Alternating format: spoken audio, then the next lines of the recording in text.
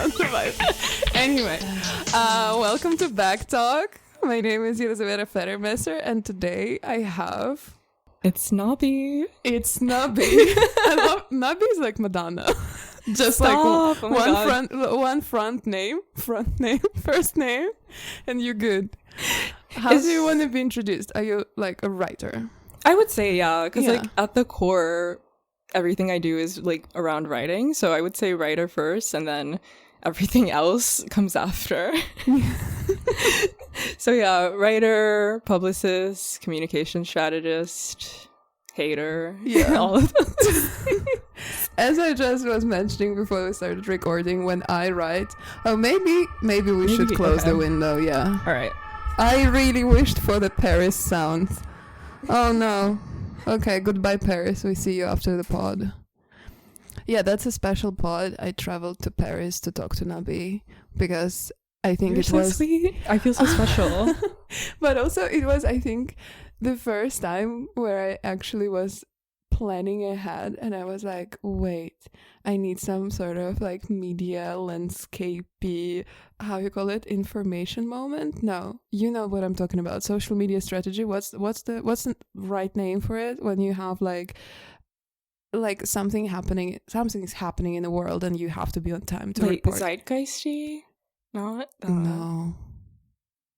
Oh my god, we're really like giving ourselves a bad rep right now. No, like anyway. I feel like I failed myself. Oh no. Anyway.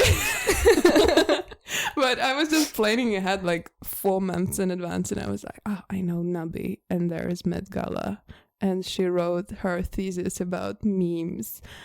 And Wait, I know about my thesis. But that's why I was like, she wrote her thesis about memes, and I want to talk memes in general because cringe sublime, and I'm like, I have to touch upon memes, but I'm so not a meme person. What? I feel like you are. But I'm like trained to understand, but at heart, I'm not.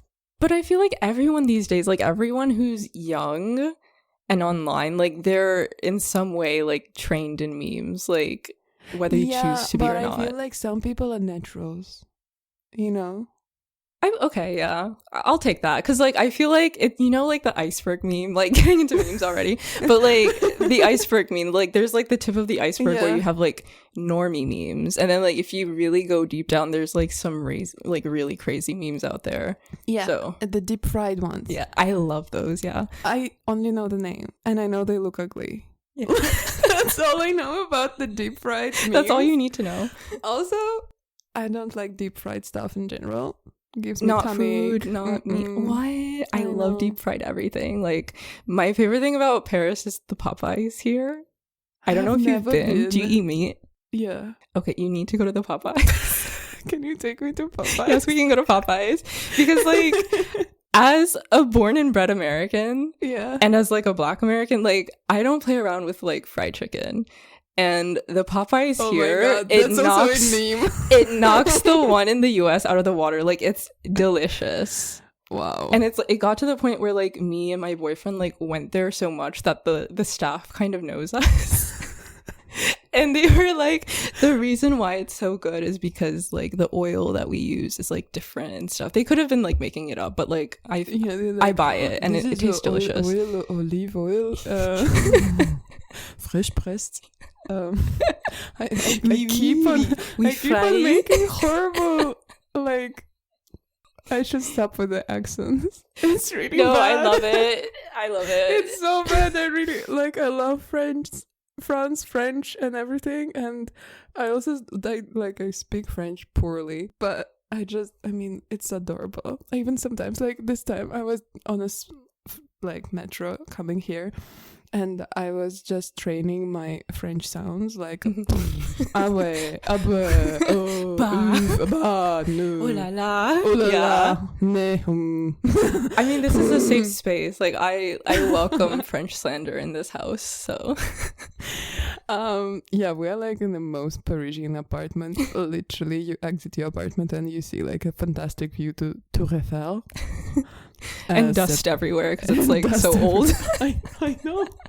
I was surprised. The staircase is really like It's giving 1820s. No, truly, like, I'm actually scared I'm gonna wake up in the middle of the night and I'm gonna see, like, some ghost. Because, like, this building was built in 1910. So I'm like, there's gotta be, like, some, like, Victorian era, like, death child 1910? ghost. Yeah, 1910. No, Victorian era? That was before. Maybe I'm wrong. Like, ugh, Wait, don't quote me on 1810. that. 1810, then we can get Victorian era. Okay. Let's do 1810. Okay, 1810. Just giving was made this in house 1810. 100 more years. Fair. It looks like it could happen. Okay. As always, with back talk, we start with a back check, TSA check. Nice. Do you consent? I do consent. Okay. Beautiful. My favorite part. I'm so happy my friend, she didn't know and she just gave me her bag to inspect, and I was like, oh, that's so exciting. Such a plot twist because now I'm like in charge and I have no idea what's inside, and when people presented themselves, they of course like, oh yeah, that's my headphones, like whatever, and I'm like, yeah, okay, I'm putting this in a stand. Okay, I'm gonna open my Coke. Okay, that's beautiful. Okay, zip. This is nylon monogram logo Coach bag. Yes, ma'am. In a sort of like hobo style. I really Indeed. don't understand why they call this hobo. I don't either. What do they like? If it was boho, like boho chic, but hobo. Right, That's weird. Like, who named it hobo? Like, Definitely not a hobo. I feel like that like that name is so like mid 2000s coded too, because like I don't know if you would ever read those like fashion books when you were a kid, and like they would have like different. Of course, I did read those books. Who do you think I am? I read them all. But like I just so clearly remember they'd have like bag typologies, and like it would always be called a hobo one, and I was like, why did they call it that? Like, yeah, I don't know, but it's pretty and it's nice and Thank it you. fits a lot, obviously, which I admire, and it looks small, which is good points. Thank you. You have a really cute keychain from Holland with a tiny little rabbit, the blue rabbit. Nijntje, or like Miffy. Niltje. Nijntje for the Dutch listeners. Hello to the Dutch listeners. And okay, I'm already digging in. So you have Niltje. You use skin cream for your rough skin. This is from Japan, by the way. Like, the bag is from Japan. How can you package the cute little rabbit cream and say it's for your rough skin? It's like oxymoron. They cannot be on the same package together. So cute. It's so funny because, like, I think that's just, like, the power of, like, Asian copywriting. Because, like, it makes no sense, but it makes perfect sense, and I love it. Yeah. Okay, cute. Continuing. I feel like I had something like this when I was a baby. It's a tiny towel with Hello Kitty. It's literally like 20 by 20 centimeters. And I really feel like I had it as well. And I have no idea what it is for. But it's so cute. Thank you. I feel like this one's like a bit nostalgic because like when I was younger, my mom would always like pack that with my like lunch. Mm-hmm. And I guess like for context, like my mom is Japanese, so like it's like a very Japanese thing to have like this little handkerchief towel like with you at all times. So yeah, I like bought that when I recently went there to visit my family, and I was like, oh, I'm gonna bring this back. That's so sweet. They're really cute. Thank Something you. about kids' printed towels, because the I don't know, the fluffy imagery. Yeah. So cute. Yo, you're a fan of this rabbit. I am. I also love it. It got to me. But I also see there is like... It's everywhere. Like, I thought I was so unique, but like every basic bitch has like Miffy stuff now, so I'm one of them, sadly. It's okay. I just confessed that I bought a red panda. Oh yeah, you did. So I have a red panda fluffy toy. Okay. Do you want to go through it? You can if you want. Like, I don't even know what's in there, honestly. Okay, if you consent, we continue. We consent. We unpack the package. Oh, wow. So, do you like lip liners? I feel like it's like either outline or inline fill. Like there are two major groups of girls. Right. Outline and fill in. Right. I think I'm an outline girl, but like the thing is, I always choose like the colors that are very close to my lip tone. That's like the key Yeah. for everything. So it's hard to really see, but it's like a very subtle outline, and that's what I like. It's like the sweet spot. Yeah. Well, there's like a cute mirror, some papers, some drugs, some band-aids, obviously tampons because duh. More lippies, another lippy, lip oil, SPF, and Total Comfort multi-symptom red eye. Oh yeah, because my eyes always get itchy. Oh, I'm so sorry. Continue. Next. Nice. Yeah. Ooh, the Metro card. Yeah. Okay, so I literally was unpacking my wallet and I have simultaneously like a card from Paris, London, and Amsterdam, and I felt oh my god, multi-culty international, and so international and so instantly cool, and all you need is literally a metro pass from another city in your wallet. I think like very low stakes, high That's reward. true. Oh my god, I forgot what's the name of it. Hand sanitizer. Sanitizer. Yeah. The city's nasty. You see, like I feel I've been traumatized, so I just deleted the name even of the hand sanitizer. Diamond Glow Lip Gloss. This is the crazy color. Thank the you. shimmer is so cool. I would love a nail polish like this. Okay. Ooh, more wallets. Can you drive? No, I can't. That's my state ID. So I don't know why I put it in cute. there. Nabi. Okay. Oh, now I know your surname. You do. Okay, but I keep you Nabi here. It's I'm just not one gonna name. Yeah, the wallet. The essentials, yeah. Yeah, it's so packed. I don't think I'm gonna open it. You're good. I feel It's like just, I think also I love the shape because it's just completely deformed. it's all the coins in there. Just like go insane. Okay, beautiful. Now you're known in the world. The TSA check is complete. Thank you. Am I allowed to go through now? Yeah. Thank you. Yeah, you pass. Thank you. Okay. But so yeah, I was coming here, cringe sublime. I wanted to talk memes. I remembered your thesis, which I actually never read, but as I understand, it was like the essence coded analysis of marketing via memes. Yeah, it basically had to do with Essence's memes, and I guess like for people who aren't aware, like Essence is known for these, I guess, like marketing memes where it's just like anything that's going on in actual like popular meme culture, and then they'll like somehow relate the things that they're selling to those memes to like sell product essentially. And it had to do with that, as well as like how memes intertwine with the concept of authenticity, or I guess like more so like post authenticity in this day and age. So yeah, memes, authenticity, digital culture, all those fun things. Nice. And I've also, I mean, you studied fashion theory. Yes. So that's a master. You're like a fashion theorist. That feels so official. Well, you are. I guess like the official. If anyone, then it's you. The official degree name is called Critical Fashion Practices. So I guess like I'm a critical thinker about fashion. So hot. I literally, that Wojak meme I sent you.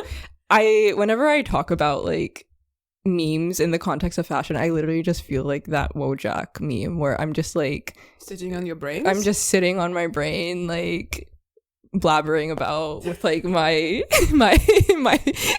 invisible pipe. Talking to my invisible friends who understand what I mean. Yeah, I feel like that as well sometimes. But then also, why I wanted to come here now is because it was like Met Gala this Monday. And I must say that I'm really happy that both of us happened to already write an article about it. We had to tell Which our imaginary almost- friends. Honestly, this is the most cringe sublime item on the docket today, is that we both already participated in this horrendous like media disaster of apocalypse with covering what happened. We just had to diagnose And the culture. we just had to cover the fact that nothing happened, yeah. basically. Which honestly, I don't know. That's where I feel like contemporary writing is. I almost feel like ashamed because it's so hard to make it less futile and a bit more substantial. Like Yeah. not 1,000 words more on air, just like pure air. And I don't know if it's even possible at this point to succeed talking about Met Gala without just like leaving the space. So henceforth, I thought perhaps I'll just leave it at that for now, unless we have like a really concrete take that we really need to insert it. But I felt like that was just a great premise for me to come to Paris and talk to you. Nice. And also, as of late, I figured out that my boyfriend is like a genius fashion critic. Really? I know. What was his take? So, as I was saying, that sometimes like I feel alone talking about all those things because nobody understands. But lo and behold, he had insomnia, and at 5 a.m, he was just scrolling through Met looks. And by the time I woke up, he had his whole spiel ready. That's beautiful. So I was like, I love you. Like, so unexpected. What was the spiel? So he went through the whole, like, all the looks, maybe like not all, but like 50. Yeah. When we were like just having breakfast, and he started with like, can you imagine that Pharrell Williams told Sabrina Carpenter not to wear pants to the Met Gala and she didn't wear them? I I'm saw like, that Days "Are you headline too. I was like, delusional?" that's crazy. And that's like most of like the people who are wearing Louis Vuitton. His wife too, also yeah. was not wearing. She like- wasn't tight. Like, I kid you not, like in my notes. Isn't it deranged? It's so no, like in my notes when I was preparing for this, I literally wrote down like Pharrell terrorism. No, but he's human race. It's true. You cannot do this. You can't do that. Pharrell, He's no. the original human. No, Pharrell, no. Tsunami. This is gonna be really weird pod. There are like hidden memes. Just catch the sound. No, because like as an aside, like aside from the Met Gala, just like since he took the reins at LV, like the way this man has like just creeped into like every cultural space has been like bothering me so much. Like, Oh yeah, your parrot intake. Can you please explain? Because I was like, what's her parrot? What? have you been to Paraton? Paraton? Paraton, No, wait. Paraton. Is it? No. It's basically this It's a art gallery. gallery. Yeah, it's an art gallery. So they But have they like also are in New York. yeah, they have a Okay. couple of locations Yeah. around the world. Okay, I bet. And so there's this one in the Marais, and I usually really like going there because they have really nice like contemporary art and whatnot. And it's basically like two buildings essentially.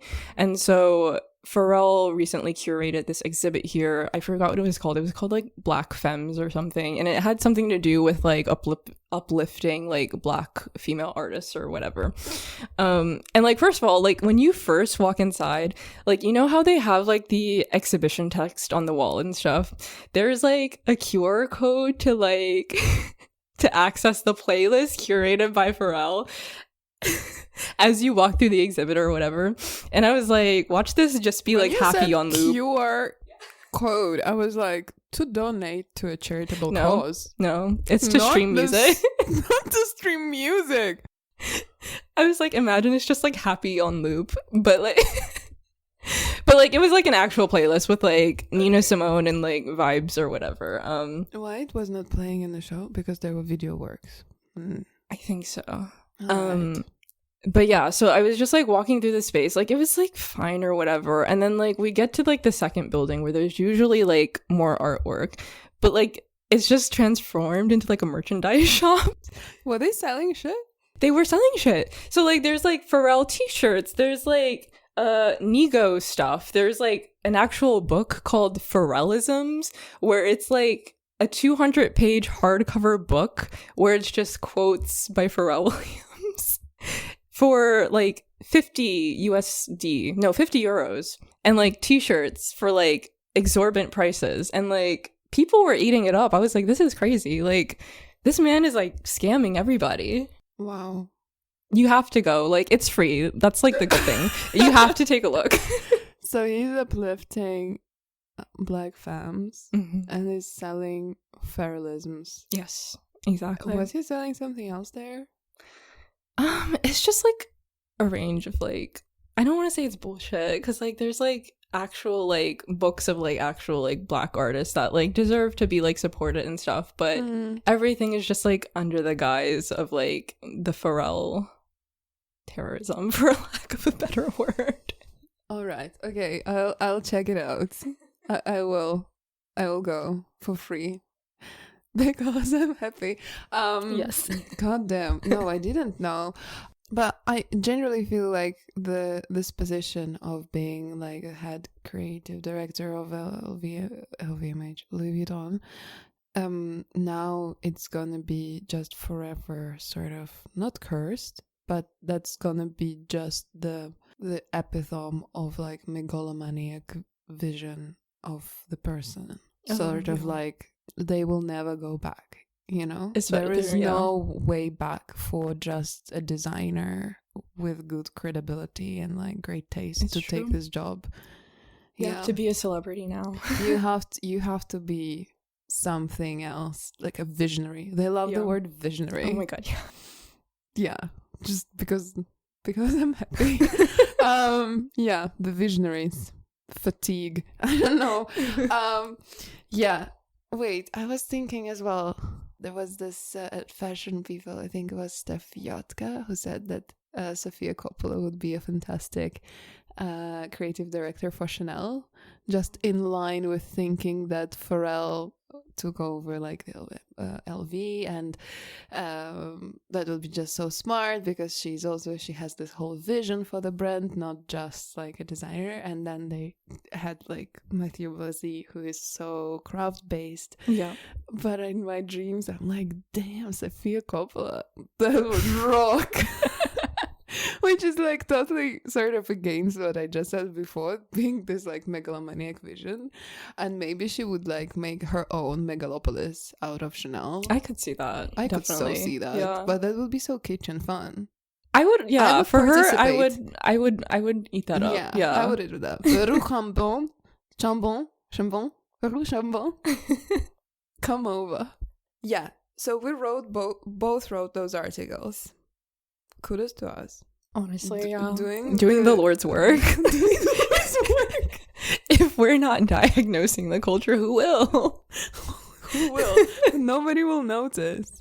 Well, but back to my boyfriend. So he said like he started off with Sabrina Carpenter not having pants on, and then he just went through like more looks, and his most funny take was he was like, "Look at her. I cannot see her." And I'm like, what do you mean? And he just shows me the picture of, I don't know, somebody in a really huge dress, which had a lot of textures. Was it Diana Ross? No, she wasn't white. Okay. So that's visible. It was a dark dress.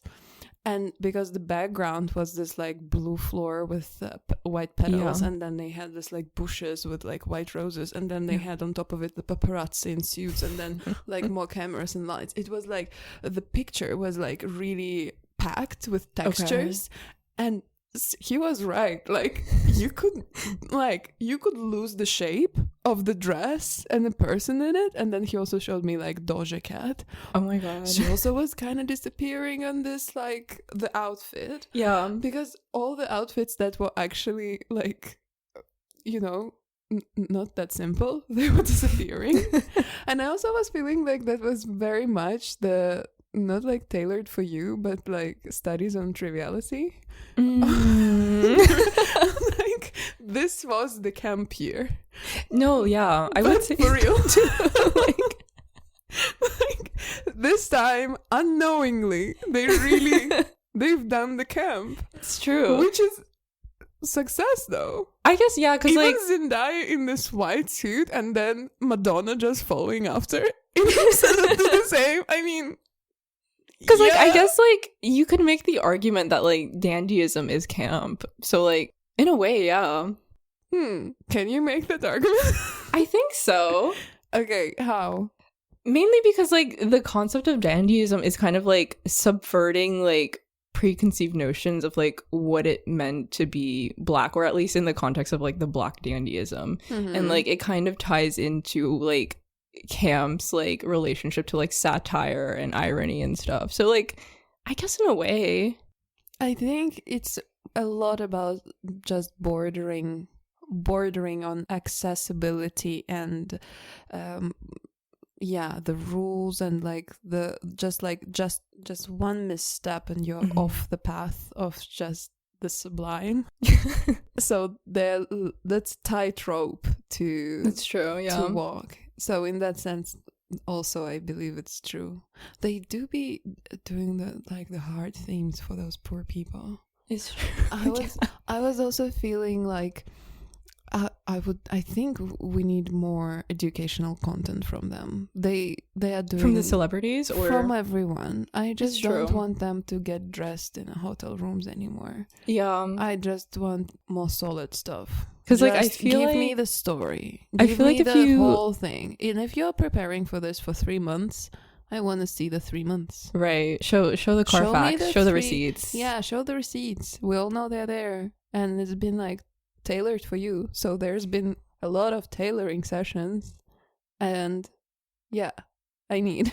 Because like I feel like if you ask like all of the attendees like what dandyism means, or like back to the camp one, if you ask the attendees what camp even meant, like I don't think anyone would be able to tell you. Yeah, that's bad. From the camp, we already know. Oh yeah, so many. Except for Carly Kloss, she understood the looking assignment. it straight in the eye, obviously. But they were asking what it means, and I mean probably this year as well. But I just feel like maybe they are not they are not the people to answer this question. It's true. They are just there to entertain. So maybe they can produce more entertaining like stuff, and then we can have some other people just talk about it deeply and cohesively, not us, because not us. Like heavens no. Who can take that? Because like I guess like all jokes aside too, like one of the most unfortunate things about it is like Monica Miller, like the woman who helped like curate the exhibition and like whose like work the exhibit is based off of. I feel like once like the red carpet started, or like once we were getting to the red carpet, everyone kind of just forgot about Miss Monica. Like she's the real star here, like she's the one with the big brain. Like all of these other pea brains are just here for like wearing no pants. Honestly, but why did she let him take off her pants? It's true.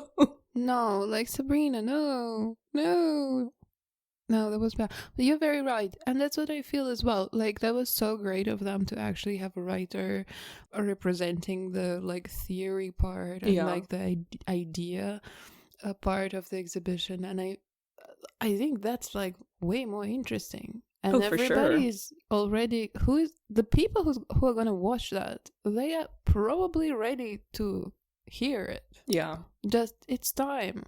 It's the masses are awakening. They can take information. We are like trained by vlogs on YouTube to watch random stuff for 25 minutes. It's true. I just watched Emma Chamberlain going to Coachella. I don't know why, but it's been 20 minutes of my life and I've spent them there. And I bet I'm not alone, according to the view count. So I think people can listen to something more substantial. But they're not using this opportunity, sadly. Okay, what would you want for the next Met Gala? I always wanted to do the podcast where I talk through like the looks and like what do you want the next Met Gala to be? And now that I'm doing it, I realize this is crazy. This is crazy talk. What are we talking about? What do you want for the next Met Gala? Say now. Tell me. You know what I mean? No, I was like kind of giddy. I was like, okay, shall we go through all the looks? They're And gonna being choose like, the next "She's Met based invisible." off of this podcast. Wait, what? They're gonna choose the next theme based off of this podcast. Well, come on. You never know. Actually, like a bag themed Met, that would kind of eat. That would fit. Yeah. Yeah. Just go details. Yeah. Give me the details. Yeah, that would be like the most sellable, I feel, exhibition, seriously. I feel like... And then they just like pop in like the merch store with actual bags that you can buy straight up. And it has just like Selected Pharrell Met face. edition. Pharrell's face is on it. You have like LV bag with Pharrell face, but then somebody else does like actually something inspired, I don't know, by Met collection, you know? Oh, what was this like Jeff Koons LV collection? Oh god.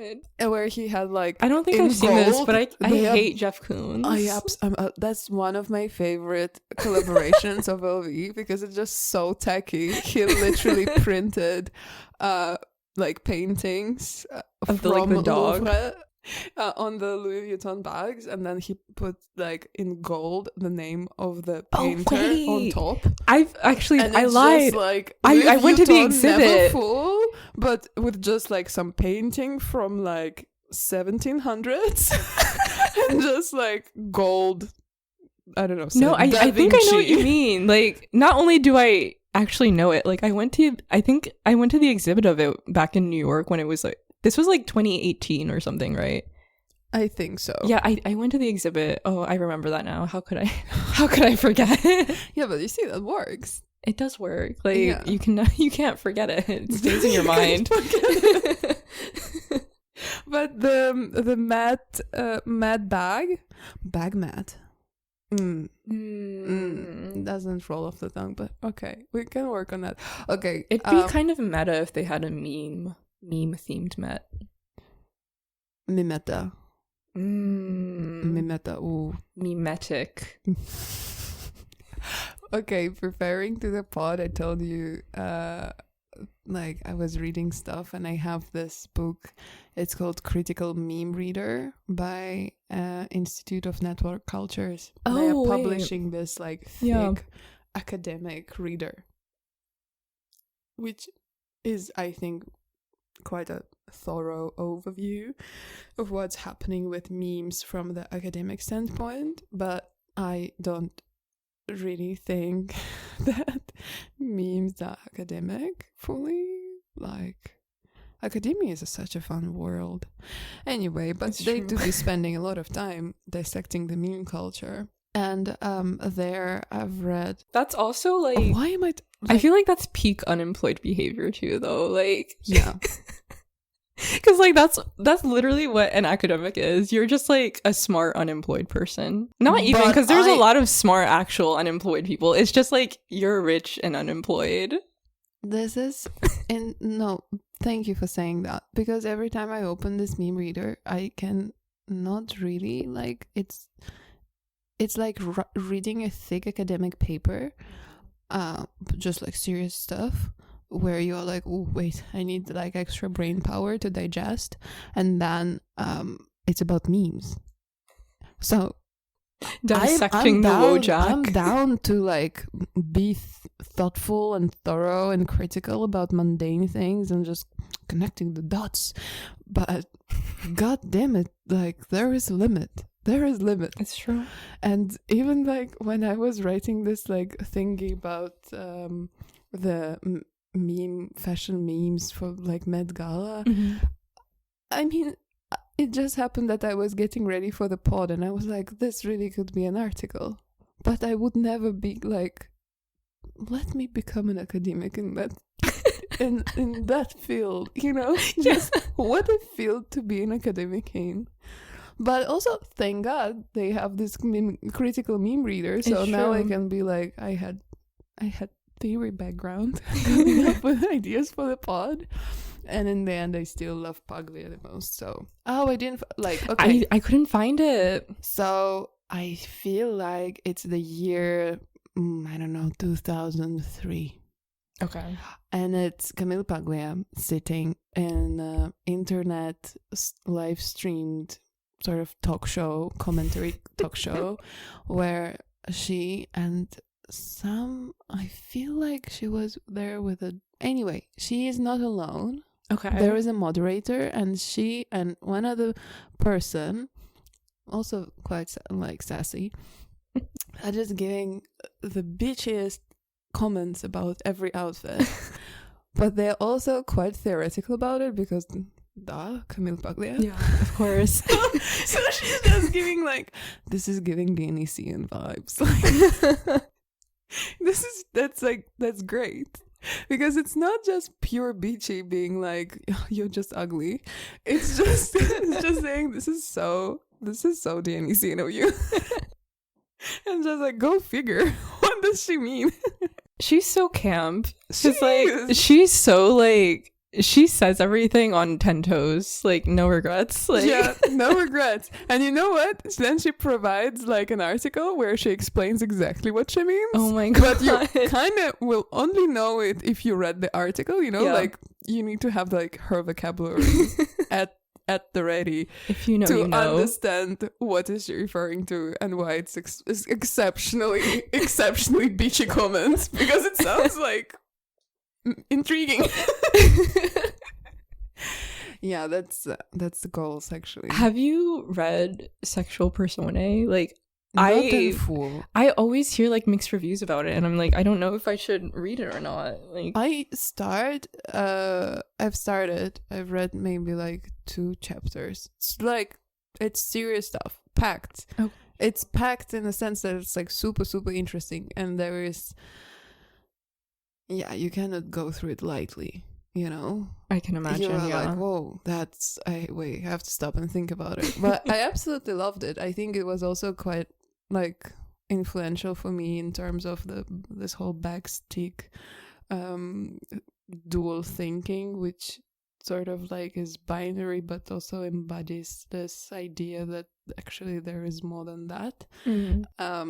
Which I like, because there's still like, if you have an option, then another option creates the binary. But then if you have that other option being something a bit more multi-queer, let's say, in a way, then it's interesting. And I think her whole idea with this, Dionysian and what's the other one? Apollo, whatever. Yeah, she has, I think it's Apollo and Dionysus. Okay, yeah.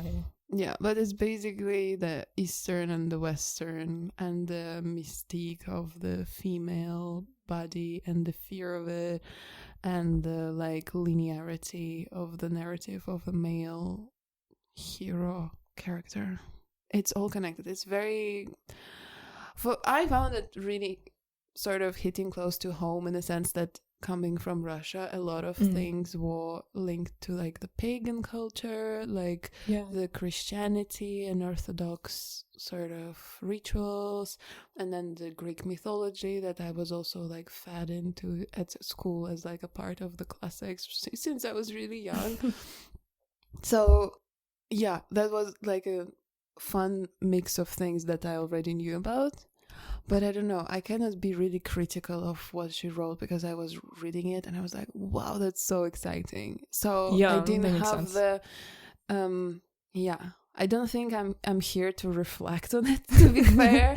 I was just too excited to explore. But I would recommend. It's definitely really sweet, really cool. Because like, I'm like curious about her, because I feel like she's such a contestant figure, like at least like in like the circles that I'm in, because like it was like never introduced to me in like my liberal arts courses. Like we were kind of like fed like Judith Butler and stuff, but like not I've never read Judith Butler. I mean, it's interesting, yeah. Like if you're into like the whole like gender as performance aspect of things, like it's a good place to start, I think. Am I into gender as performance? You know, I don't know. Maybe. I'm not sure. You know, with those topics, sometimes it feels like you have to be into them. Yeah. And I'm like, to be fair, am I into them?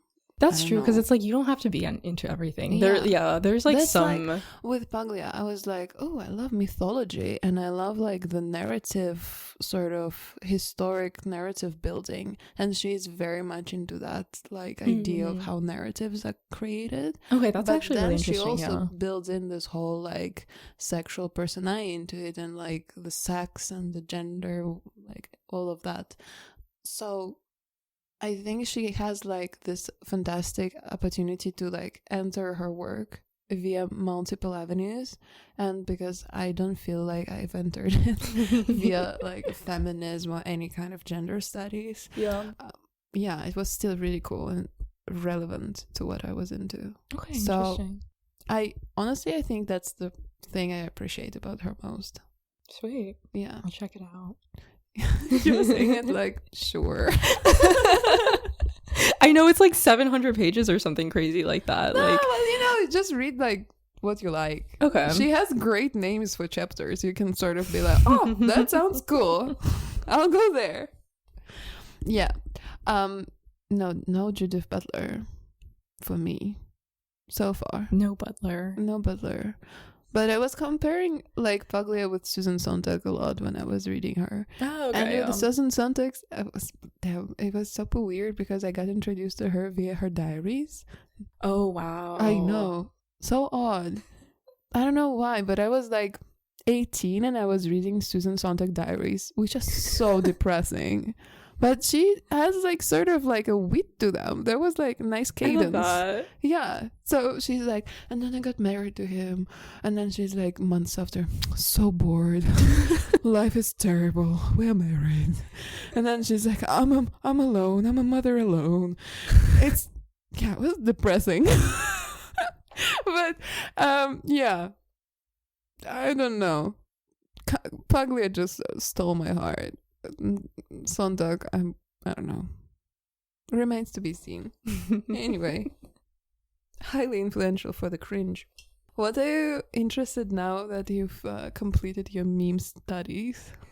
What am I interested now? Yeah, what are you going for? Do you have time in general to like pursue some sort of not even like not ideals? Now, sadly, I'm interested in having more time actually.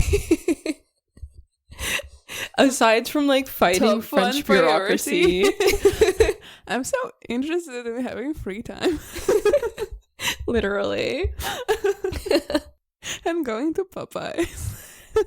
That too, free time, Popeyes, and fighting French bureaucracy, honestly, yeah. Doesn't it like pay off to be a local in a place? Think so. Like yeah. Popeyes or not, I feel like it just hits the spot when somebody knows you outside of your home. It's true. It's a beautiful feeling. Like, yeah, sense of community, honestly. I know. I was putting in work to become a local at this new cafe in Amsterdam. I was like, which they cafe? opened De Linden, Café de Linden. They opened like close by my place. I passed it by like when they were building it up and they were just opening, and I was like, it looks nice. People inside look nice. I think this is finally my chance to become a local. Nice. A regular. To become a regular. They're gonna remember your order and everything. I don't have an order remembered, but sometimes they give me high five. Nice. And I'm so giddy that's getting somewhere, yeah. So, this is so pathetic, but I'm like, I have no friends. I need to put more effort into my local cafes too. Yeah. But like I just feel like I'm just another person amongst like the aura farmers that like go to the cafe. Like Aura farmers? Oh, do you know aura farming? That sounds really bad. It sounds like organ harvesting.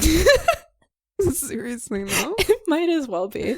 An aura farmer is someone who they go to like a specific place just to look cool. It's like kind of like being a poser, but like intentionally being a poser, if that makes sense. Intentionally being a poser? Yeah.